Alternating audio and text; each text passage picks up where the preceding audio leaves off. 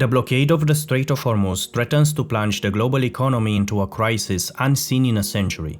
Yet not every country will be affected equally. A few oil-exporting countries could even benefit. Let's see who are the big losers and winners from all of this mess. Around 20% of the world's oil flows through the Strait of Hormuz. Also, big quantities of liquefied natural gas, fertilizers and aluminium come from that area. Now, not all 20% of that oil supply has been lost. Iran, for example, has continued to export oil through the strait, while Saudi Arabia has a pipeline connecting the eastern oil fields to the Red Sea at Yanbu, bypassing the Strait of Hormuz. Its capacity is around 5 to 7 million barrels per day. Still, the quantity of oil that is out of the market is significant.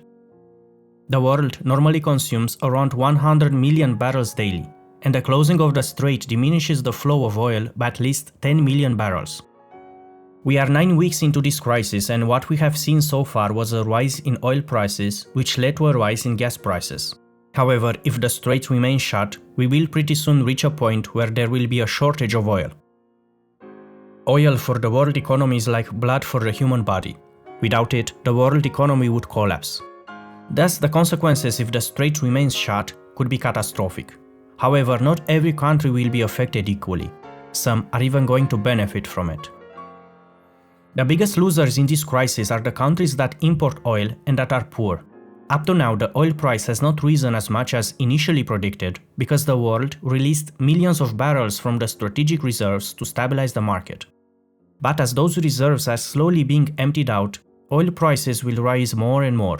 The countries that are rich, like the EU countries or Japan, will be greatly affected. But for the countries that import oil and that are also poor, like India, it will be much worse.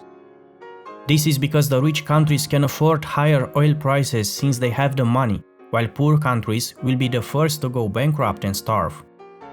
The magnitude at which any country will be affected is like a spectrum based on oil production. Some countries have no oil production. These are, of course, in the worst position. Others do have domestic oil production that, while it is not covering their entire consumption, offers a cushion. On the other part of the spectrum, we get the countries that produce more than they consume, the net oil exporters. For the oil exporting countries that are not dependent on the Hormuz Strait, this crisis brings clear benefits. Russia and Canada are the best examples. The high oil prices and the great demand for more of their oil will bring many billions into their coffers. So the easiest way to see how any country will be affected is to look at how much oil it produces compared to how much it consumes. The more oil they produce themselves, the better their position will be to avoid an economic shock and even benefit from it. The logic of production versus consumption extends to every commodity currently trapped behind the blockade. As supplies of LNG, aluminium, helium, and fertilizer vanish from the Gulf, producers of these goods in other regions will see their profits and their global influence expand exponentially. At first glance, China should be the biggest victim of this crisis. As the world's largest oil importer, a blocked Hormuz Strait looks like a death sentence for the Chinese economy.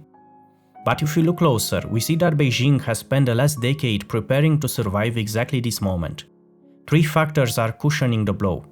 First is that China has a great relationship with Iran. The two countries even signed a strategic partnership. While other ships are seized, the tankers meant for China are usually allowed to pass freely.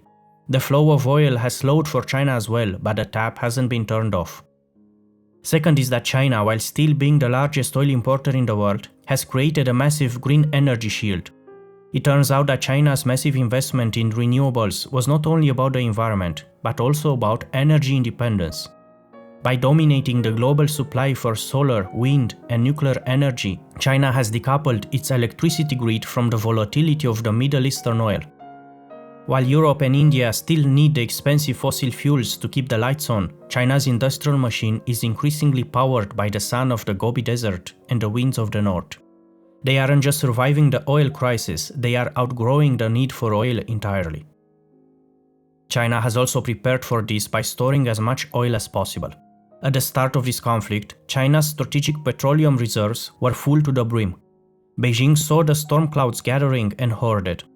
Compare this with the Trump administration, which started the war with the US reserves sitting at barely half capacity. China certainly plays chess. I am not sure what Trump is playing though. The situation is undeniably tricky for Beijing, but they are far from the desperate position of their neighbors. In fact, for China, this crisis can represent a great opportunity. In our world, there are two superpowers. Russia is also strong, but its power is far behind that of the United States or China. While the world watches the two remaining giants, a massive difference in behavior is becoming clear to every country. As Washington acts with increasing unpredictability, China wins ground as the adult in the room. By simply staying the course, honoring trade agreements, and calling for de-escalation and dialogue, Beijing has positioned itself as the only mature, predictable superpower left in the world. Fear of a rogue, unpredictable America is doing more for Chinese diplomacy than Beijing ever could on its own. Even traditional US allies like the EU and the Gulf states are quietly strengthening ties with China. They aren't just trading with China, they are seeking protection from the instability created by America. As for the United States, Trump's handling of this crisis is a strategic disaster with consequences that will cost America for decades. By attacking Iran twice during negotiations, basically sucker punching them and making public threats to destroy them as a civilization, Trump did not project strength. Instead, it showed the world that America has become unpredictable and reckless. This pattern follows a series of similar actions, including picking fights with precious allies and making demands for their territories. The result? Even close allies in Europe are now looking for alternatives and protecting themselves against future US unpredictability. Countries that once saw America as the stable superpower that admired America are turning elsewhere, many straight toward China. Sure, because the United States remains a major oil producer, some domestic energy-producing states may see short-term benefits from higher prices. However, that is cold comfort compared to the long-term damage. Eroded global trust, fractured alliances, and a world that is actively learning to function without relying on American leadership. Trump is not a self-made billionaire. He inherited a massive fortune from his father. Having steered his businesses 6 times into bankruptcy, now he appears bent on scaling up his lifetime of failures by running America into the ground. Thank you for watching. Whether you agree with me or not, I would love to read your opinion in the comments. If you enjoyed my video, please give it a like and consider subscribing.